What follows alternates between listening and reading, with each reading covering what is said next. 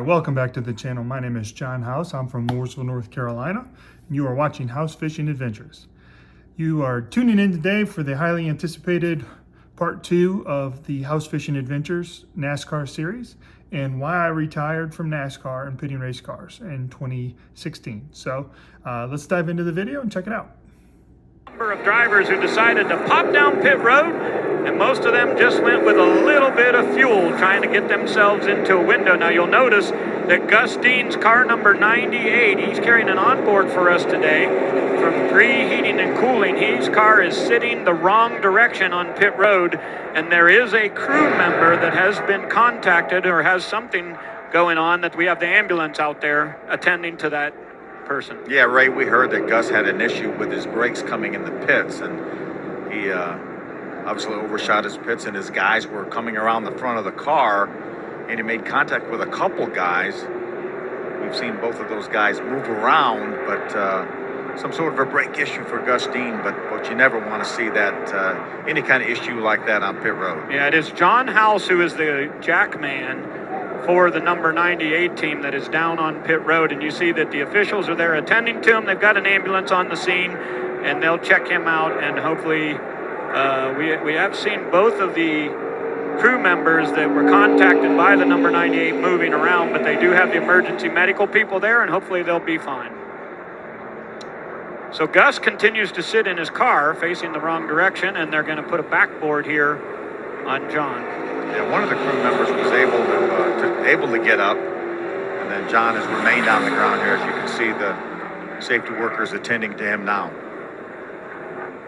So we did have a bit of a strategy play here as most of the cars decided to do fuel only. I did hear some tires being changed there. We'll get Heather and Jim to check that out. I'm not so sure if it wasn't Christopher Bell who maybe decided to change 2 tires, but we'll get that all clarified for you. But right now, all of our concerns are with the crew member that is down on the pit road. Yeah, these guys came to pit road, Ray, on lap number 15. That would leave us 45 laps to the end. Again, we know that Grant Enfinger went 42. That's a little outside their window. We're going to have a few caution laps here, and the guys, what a great sign there, him getting up. Oh, man, getting up. Yeah, that's amazing.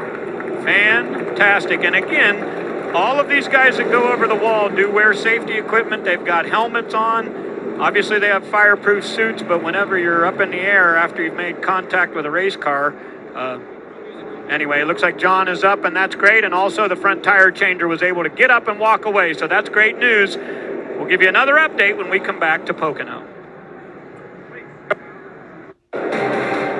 Welcome back to Pocono. Under caution for the second time, I'm Ray Dunlap along with Phil Parsons. Jim Trado and Heather DeVoe are covering our pits today, and we had a brake failure of some sorts for Gus Dean.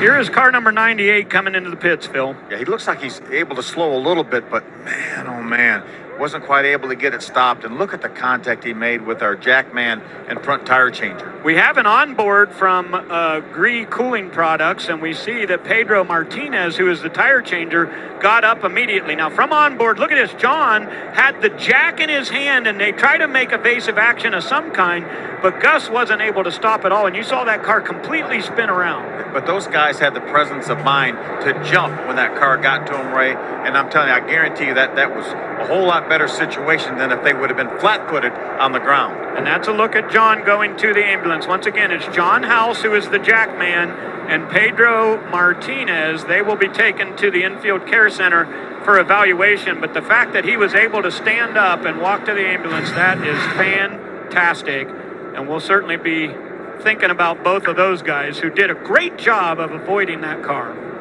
Now check this out on real time, Phil. We were watching in slow motion there, but look how quickly this happens.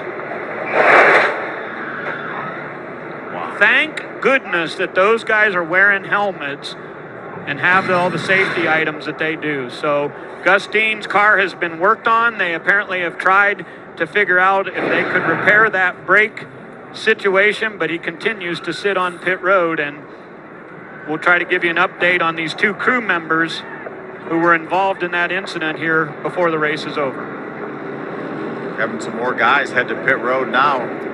Again, I just want to say thank you to Fox Sports, the ARCA Racing Series, all that good stuff. If you don't know much about my racing background, I was a subcontracted pit crew member.